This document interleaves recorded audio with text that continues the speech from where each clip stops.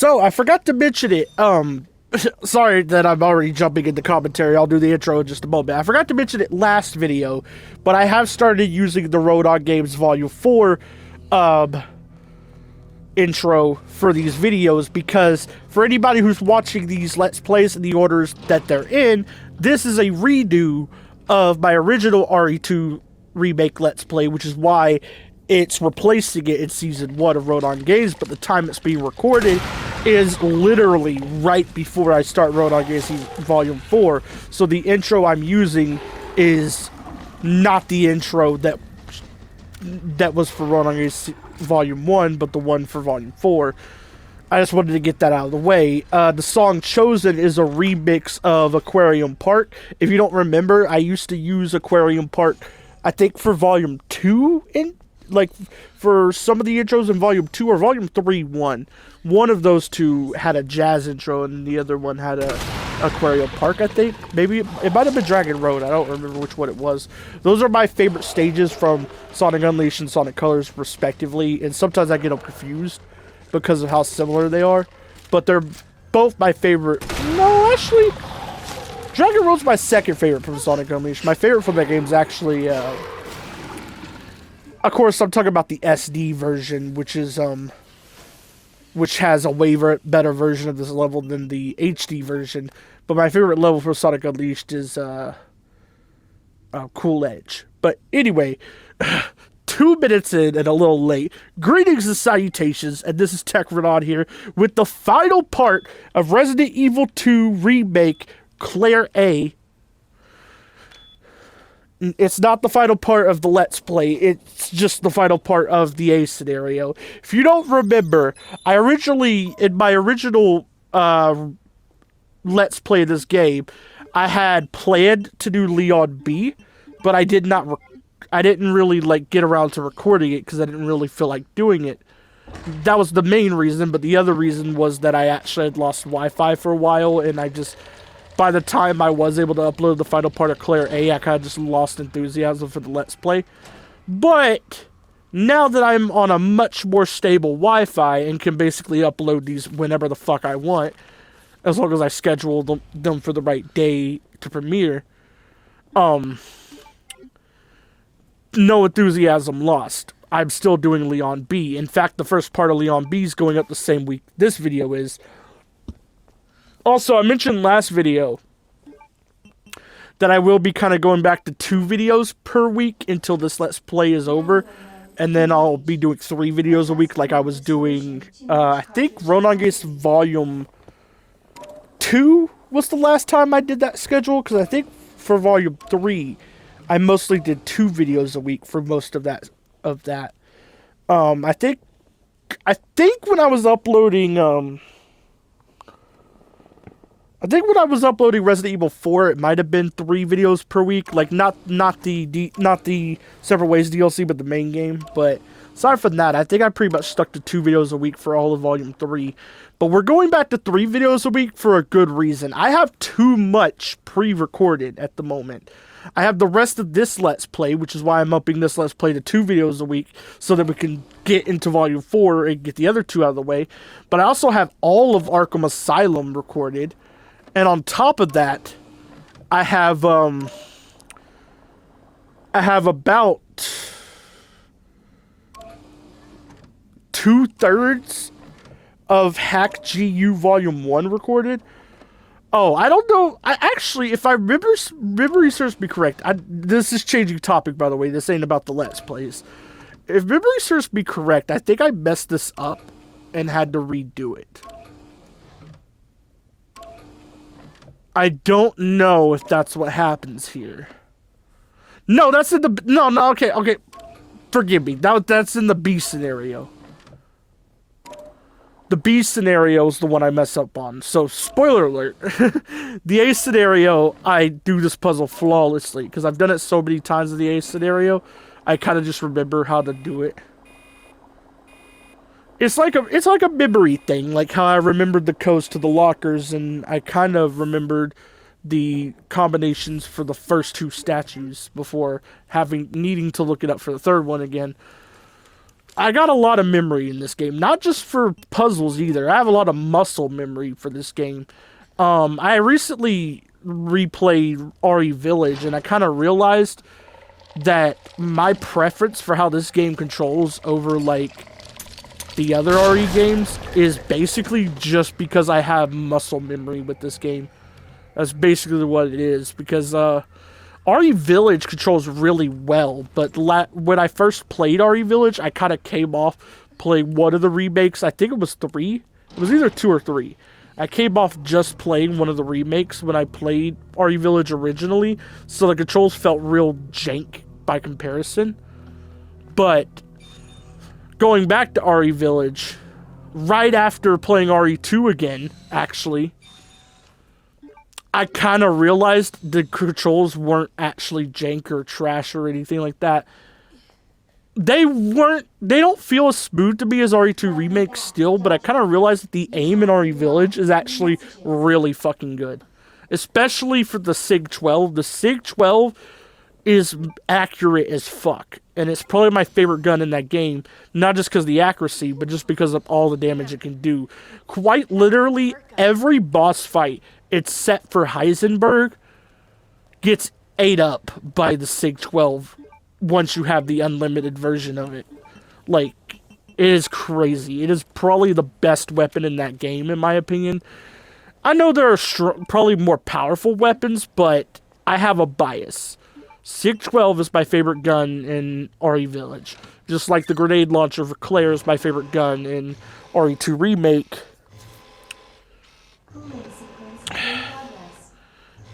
And the, what was it? The Blacktail is my favorite gun in the main campaign for RE4 Remake. Yeah, the Blacktail is my favorite gun in RE4 Remake, the base game anyway. The Riot Gun's really fun. I do think, like, factually, the Riot Gun might be the best gun in the main game. But, opinion-wise, the Blacktail, man. I just love the Blacktail for the main game. In my, in my run of the Separate Ways DLC, I kind of went with the Red 9 instead, just to see what it was like fully upgraded, because I never fully upgraded the Red 9, so it was kind of like one of my main focuses for upgrading throughout that DLC, just to see what it's like. And after experiencing it, yeah, the Blacktail's better. There's just no comparison. There really ain't. Blacktail might even be the best handgun in the series, in my opinion, honestly. Like, I do have a lot of love for the handguns in the RE2 Remake, and, one of the handguns in Village, but I think Blacktail might just be, like, the best handgun in the franchise. Or in the, not franchise, in the game series. I can't say franchise because I don't know what kind of guns they use in the movies and stuff, because I've avoided watching the movies because I've heard how bad they are. I will say this, though. I think people were too, like, negative about the Netflix series, the Netflix Resident Evil series. I think people were a little too negative. At the same time, I kind of get why it got hate. Like, there are definitely things wrong with it. But, like, people treat it like it's as bad as the movies. But I've seen, like, clips from the movies, and comparing it to the Netflix series makes the Netflix series look decent. And honestly, as bad as the Netflix series was, it kind of kept me invested. Just because I wanted to see. Because as bad as it was, the story was interesting. Not necessarily for the right reasons, but it was interesting, and I did want to see what happened. So they did manage to do that, but like I said, it wasn't necessarily for the right reasons. The story was pretty bad, but, you know, I'd rather watch something with a bad story that keeps me interested than watch something with a bad story like, okay, here's an example here. Sonic Forces. I'd rather watch the Resident Evil Netflix series than pay attention to the story of Sonic Forces by a long shot. And I feel like I don't want people to think I'm like one of those people that's just like, duh, Sonic bad, because I'm not. I will actually defend most of the Sonic series and die on a hill doing it, but Forces 06 Secret Rings and the, I never played Rise of Lyric or the other 3DS and Wii U titles, so I can't really talk about those, but literally, if '06 Secret Rings or Forces is in the conversation or could be compared to, I'm gonna trash them because they're literally horrible games. In my opinion, they aren't what people should be judging Sonic by. So the fact that people still judge Sonic for '06 is asinine, especially because it's one of especially because it's not even the most important game in the series. It's just when the series was most noticeably bad. But, you know, whatever. Like, that, literally, people who focus on '06 and just say Sonic's bad because '06 literally don't have an argument to stand on, because you say '06, I say, well, let's see, Adventure 2, Frontiers, Rush Adventure, the first Rush game as well, even though I much prefer Rush Adventure, Sonic 3 and Knuckles, Sonic Unleashed, both the SD and HD versions, because I actually really adore the SD version. I know most people much prefer the HD version, but I actually do prefer the SD version for many reasons. One of them, as I said before, is because its version of Cool Edge is just more fun to me. But there are other reasons as well. Another one being that the Werehog levels aren't as... Most of the Werehog levels in the SD version aren't nearly as long as they are in the HD version of Unleashed. Which is...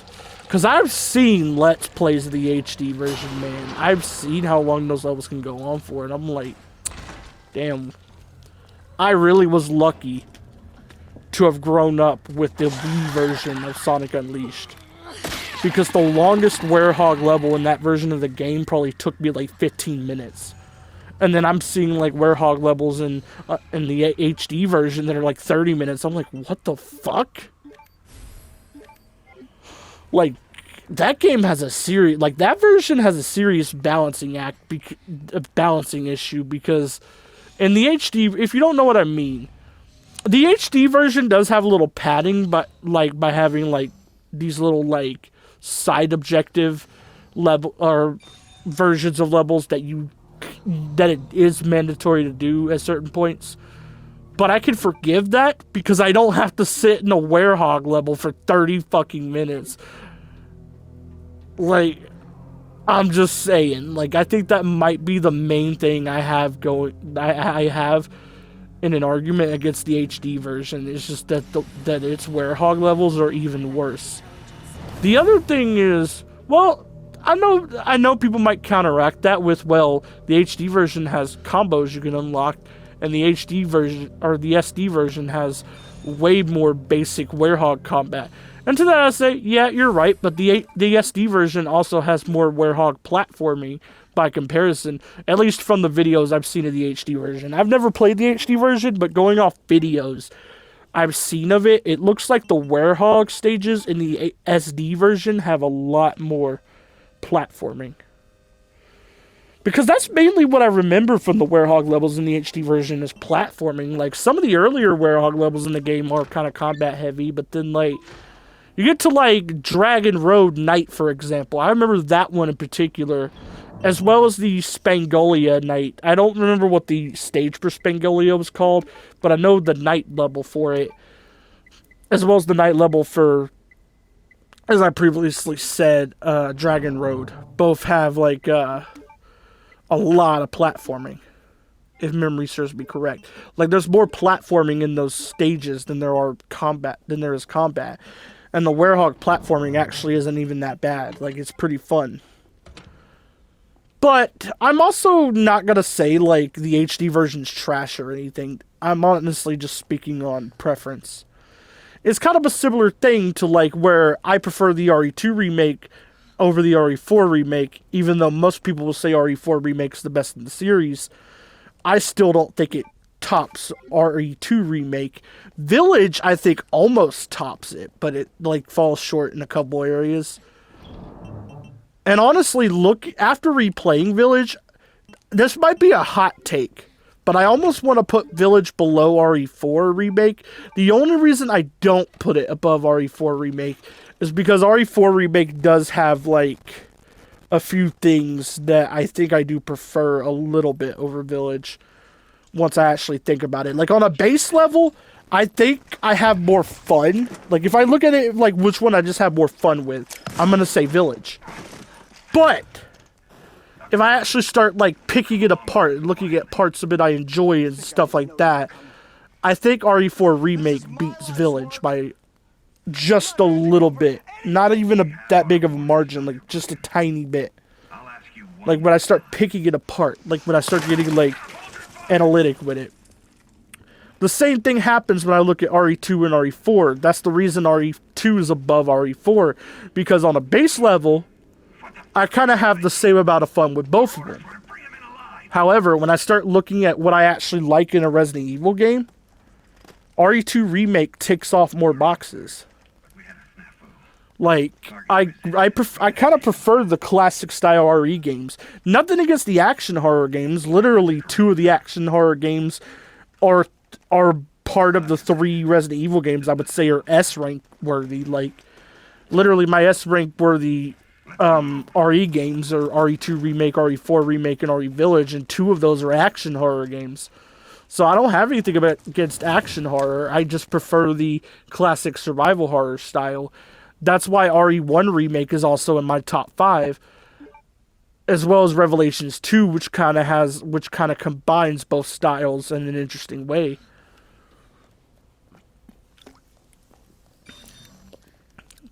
Revelations 2, I actually would not be surprised if Revelations 2 was the blueprint. And I might have mentioned this before, but it almost seems like Revelations 2 was the blueprint they used for RE4 Remake and RE Village. And a little bit of RE2 Remake, because there's a lot of stuff that carries over from it, or that seems inspired by it. You know, like the Ivy here. The revamped versions of the Ivy kind of in a way borrow from the Revenants in Revelations 2. Not in a way where they're like carbon copies or anything like that. And it's not even that obvious that they're like inspired by them. And they might not even be inspired by them. This might just be me looking too much into it. But the Ivy, if you don't destroy them with fire, you have to shoot off their little weak points. And that's exactly what you have to do to the Revenants. The difference is, the part that makes it a little different is that the Revenants in Revelations 2 don't have to be set on fire. They can be killed just by shooting the weak point. The set on fire part seems to be borrowed from the Crimson Heads, which is an interesting mix right there. I really like that. Even though I don't care for the Ivy that much, the idea of how you fight them is really smart. I really like it. That's the one part of the Ivy I can compliment. The part I don't like about the Ivy... Actually, I'm not going to lie. There's multiple things I can compliment about them. They probably got one of the scariest noises in the series. Like, in the series, they might make one of the scariest noises there is. Obviously, the Regenerators are even scarier, and the Lickers as well. Like, they both make scarier noises, but...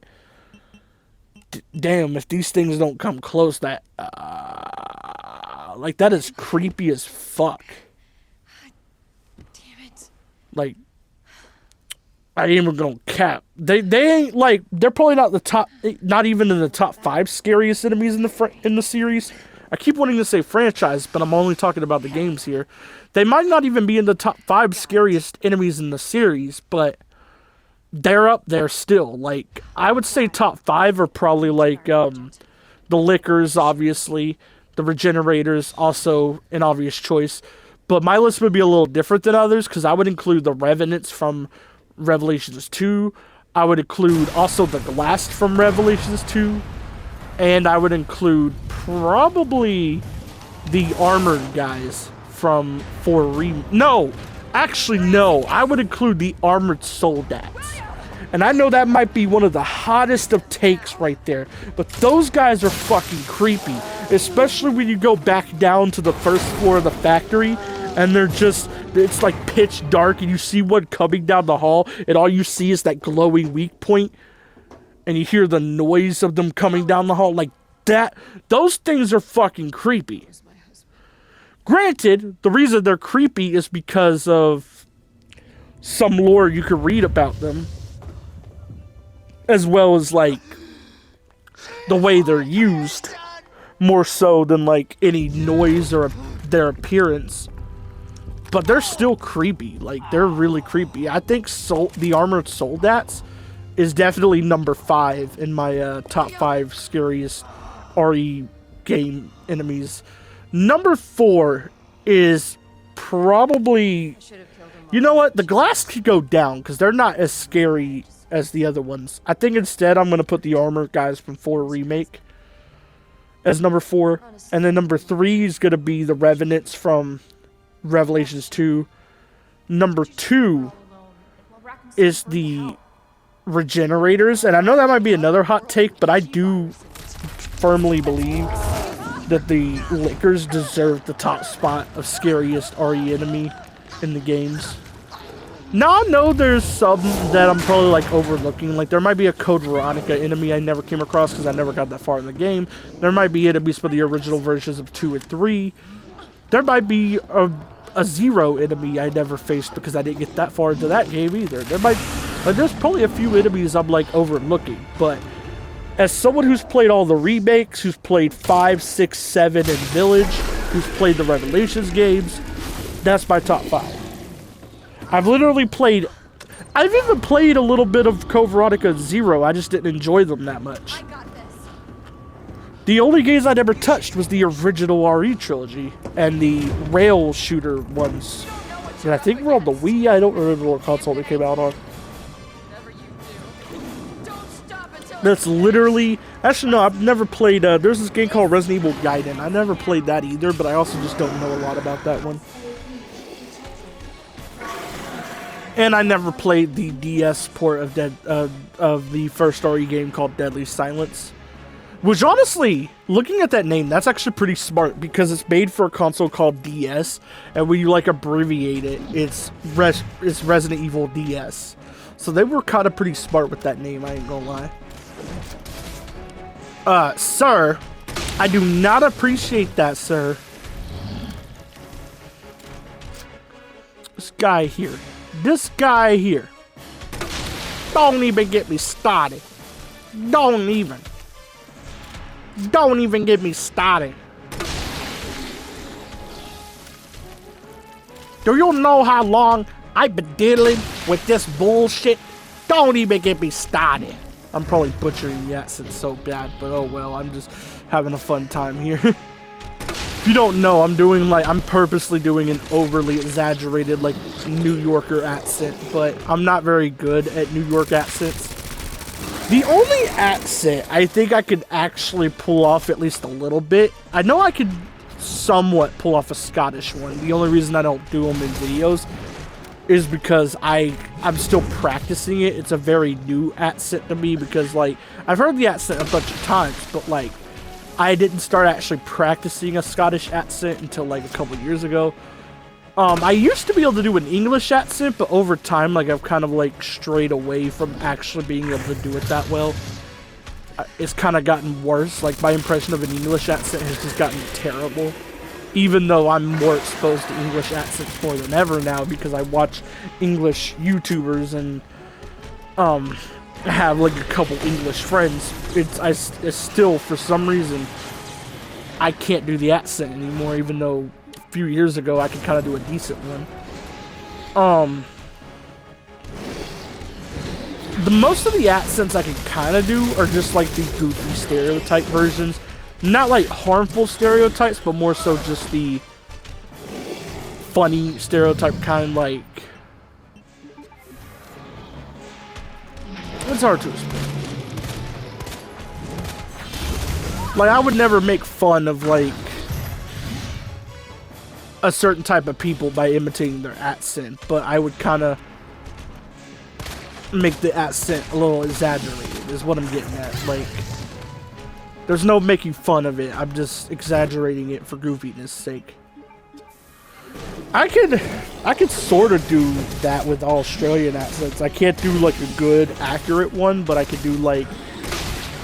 I can only do it through the Dingodile impression. I don't know if you ever heard my Dingodile impression. I don't know if I ever done it on video, but here it goes. Good day, mates. Dingodiles today, and Uka Uka and Cortex gave me orders to give the crystals to them dirty ice ages. Now give me the goods and shave off, or I roast yous. Like, that's the only way I can do, like, a halfway decent Australian accent, is just to imitate Dingodile, and even then, it's a very stereotypical one. I'm a little better. That one was kind of like a kind of mixed impression of his original voice actor and his and Fred Tatasciore. I hope I'm not butchering your last name or this guy's last name, but Fred Tatasciore, who voiced him in the Insane Trilogy, CTR Nitro Fueled, and Crash 4. But I could also do the Dwight Schultz Dingodile a little bit, and I think I might be better at this one actually. Easy, ain't it? Rumor is you two got you missing some treasure, and now I want a piece of that pie. But yeah.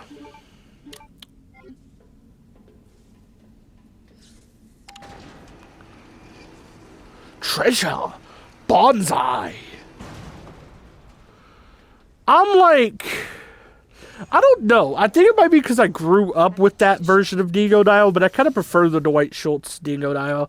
I kind of wish they kept him around for the character and then just gave him a chance to, like, do better with the accent. Because I know his accent for Dingodile wasn't as good as, like, Fred Tatasciore's or the original VA for him, but I feel like if they had given him, like, a couple more games as Dingodile, even if it was just, like, bringing him back for the Insane Trilogy and stuff, especially because he was already in the voice cast for it, I think he could have pulled it off. I think he really could have. Maybe even better than Fred Tatasciore, which, no offense to Fred Tatasciore, his voice for Dingodile just sounds a little too deep for me, but again, that's coming from somebody who grew up with the Dwight Schultz Dingodile and was later introduced to the OG Dingodile. And then Fred Tatasciore way later. It's weird to think about, though. Dingodile is probably... by comparison to other characters, except maybe Cortex, Dingodile is the only character of the franchise who doesn't have more than, like, 3 voice actors. The only other ones that come to mind are Cortex and Crash, because Crash has also only had 3. He had, I don't remember what he had Brandon O'Brien, he had, then he had, Jess Harnell, and then he had Scott White in Crash 4. Cortex has had, Brendan O'Brien, Clancy Brown, and then Lex Lang since Twinsanity. So outside of those two in Dingodile, I think every other character is... No, Tiny is also... My mom needs help. Had 3 voice actors. He had Brandon O'Brien, then John DiMaggio, and then... I forgot the guy's name, but the guy that voiced him in Titans. And then John DiMaggio came back to voice him in the Insane Trilogy and Nitro Fueled. Mommy? Huh. Hey, look at the screen. Cortex is kind of Dr. Eggman situation, though. They really can't replace his voice actor unless the actor just dies or retires. Like, that's the only way they could replace him, is if he passes away or he retires. Like, both Cortex and Dr. Eggman of the Sonic and Crash series have that going on at the moment, because, like, really, their voice actors are that good. Like, you really can't replace them. Dr. Nefarious of the Ratchet and Clank series kind of has that going on as well, but the difference with him is that the Ratchet and Clank games don't recast characters that often. Like, I think the only characters that have been recast at all, I could be wrong here, but I think the only, like, important characters that have been recast at all are Captain Quark, who was voiced by Scott White in Rift Apart, and Talwyn Apogee, who had a different VA in Into the Nexus than she did in the Future trilogy. But I think outside of those two, I don't think an important Ratchet and Clank character has ever been recast in a noticeable way. What does that mean? It's a self-destruct. Like, it's crazy to think about that, but especially because there are plenty of characters who have been consistently showing up in almost every game. There's Ratchet, Clank, Quark, Nefarious, there's Mr. Zircon, there's Talwyn Apogee, who kind of appeared in a few games, but as I previously mentioned, her and Captain Quark did get recast eventually. I don't know if the Quark recast is permanent, or if Jim Ward was just busy. But either way, I didn't mind Scott White as Captain Quark, especially because he did a really good job as the alternate dimension version of Quark. His regular Quark was kind of off, but his alternate dimension version was actually really good. So I can't really complain if they used a different actor. But yeah, I don't think... You were right about this, Jack. No. Charon Drek was recast. I actually do have a bit of an opinion on that too, because Drek has had 3 voice actors. He had the movie voice actor. He had Kevin Michael Richardson in the original Ratchet and Clank. And then he had Eric Bauza for the in-game cutscenes in the 2016 game based on the movie. But the thing that I like Kevin Michael Richardson the most for the character, because he's like the most sinister, and I kind of like the sinister take on Lord, I almost said Lord, on Chairman Drek, but I don't mind Eric Bauza. And I will say this, something that Eric Bauza gets right that the movie voice doesn't, is Eric Bauza kind of does a good impression of the movie voice, but he sounds slightly more sinister than the movie voice, if that makes sense. There's a little bit of like more evilness to his voice, even though they almost sound exactly the same. So in my honest opinion, I think Eric Bauza should have just voiced him in the movie too, because I'm really not a fan of Drek's movie voice at all. Like, literally what it sounds like is Eric Bauza and his movie voice are just playing 2 different takes on the same exact voice. It almost sounds like the same actor doing 2 different takes on a character. That's almost what it sounds like. With one actor, Eric Bauza, getting it right, and then the other one sounding like a complete goofball, which does not fit your quote-unquote main antagonist. I know Nefarious betrays him at the end, but Chairman Drek was still the main antagonist in the movie and the game, regardless.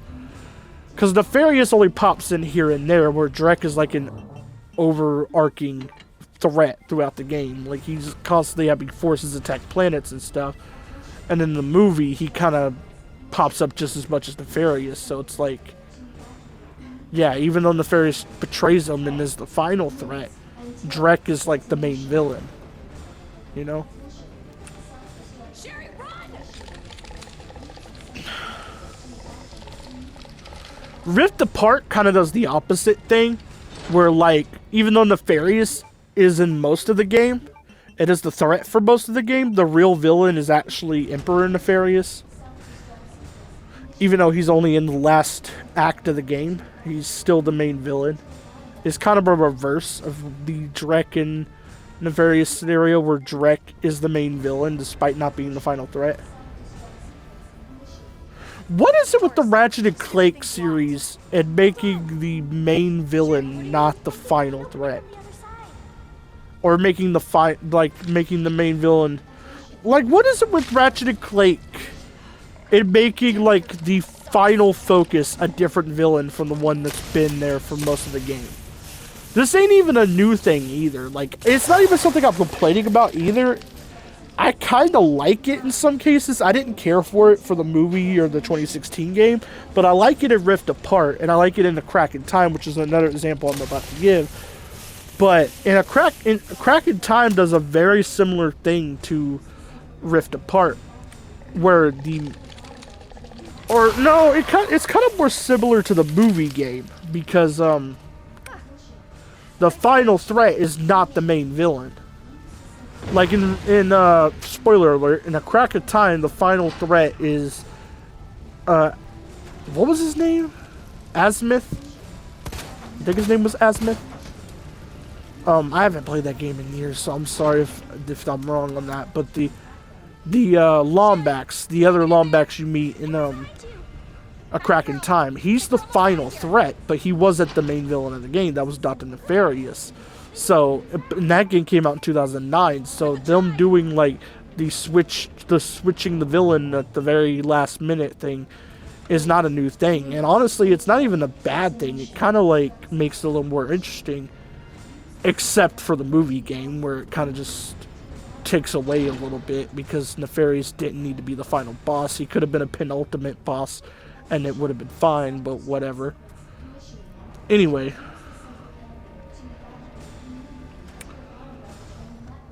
I'm trying to remember what other games did this. Into the Nexus kind of did this because Vendra Prague was set up as the main villain, but you never fight her. You fight a different thing at the very end of that game. Stay right here, okay?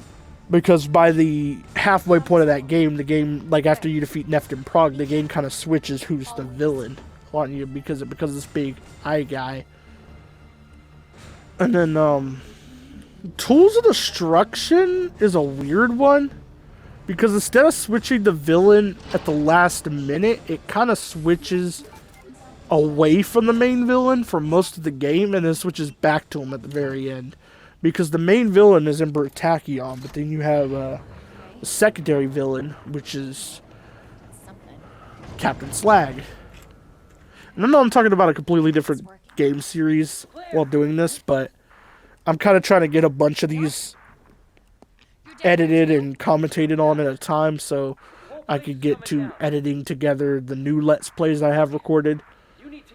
So yeah, if I go on ramblings about other things, that's why. I think we can all make it. But yeah, the Ratchet & Clank series has been doing that things as far back as A Crack in Time and has done it like 4 times now. It's not necessarily a bad thing either because 3 out of 4 times I don't really mind it.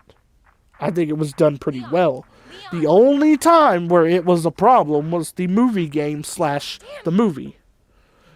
Because Nefarious becoming the last threat kind of wasn't earned. You know?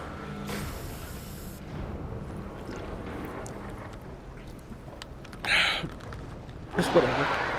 I also noticed a trend in Ratchet & Clank games where Rift Apart actually breaks this trend, but for a while...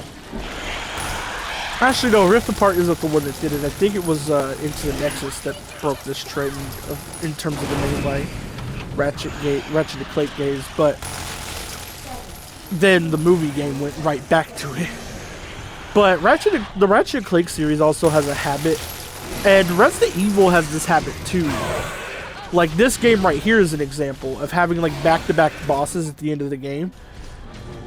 You might be wondering, what am I talking about? Well, if I remember correctly, I think you fight Captain Slag not long before you fight Emperor Tachyon in Tools of Destruction. But then, in A Crack in Time, you literally almost fight Nefarious and Azimuth back to back.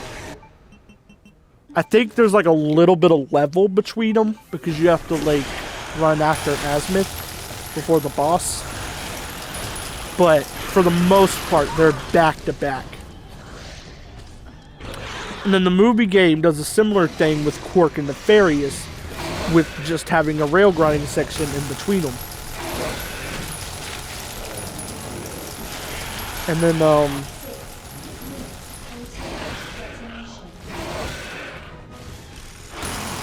no, that might be it. It might be less often. Resident Evil does actually do this, though. What do I mean by that? Well, every Resident Evil, at least every modern Resident Evil game, has its last 2 bosses less than 30 minutes apart. With the exception of RE4 Remake, which has maybe like an hour in between Krauser and Sadler. But RE2 Remake has a 10-minute gameplay gap between G3 and your respective scenario final boss, which is either Mr. X or G4. And then if you're playing the B scenario, no gameplay in between it either. You just jump right to G5 after that. So if you're playing B scenario, you got 3 back-to-back bosses. And then for Resident Evil Village, you fight Heisenberg. Then you get like 20-ish minutes playing as Chris. And then you fight Mother Miranda. And then there's more. There's more. In RE3 Remake, you literally almost fight Nemesis' third boss and fourth, Nemesis 3 and 4 back to back. You almost fight them back to back. The same way is handled in between G3 and the final scenario boss, aside from G5 if you're playing B scenario. We're getting out of here. So yeah, I'm gonna shut up now because this is the end cutscene of the scenario, so I don't want to talk over this.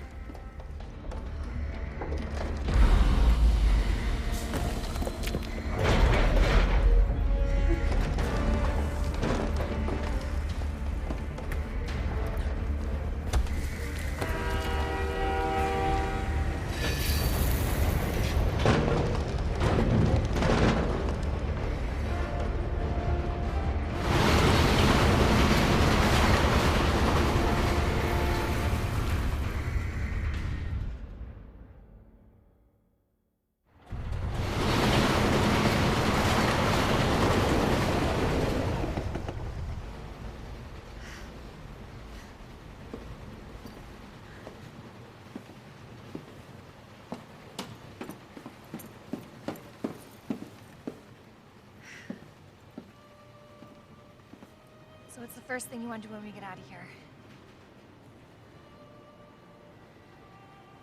I want to see where you live. Good. 'Cause I take a shower. Yeah. Really? Not bad. Ooh, yeah. Claire!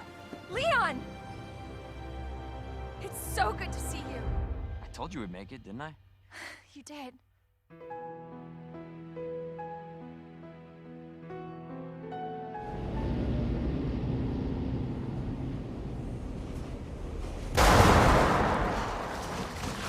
Okay, I'm going to be ending off the video here, so bye.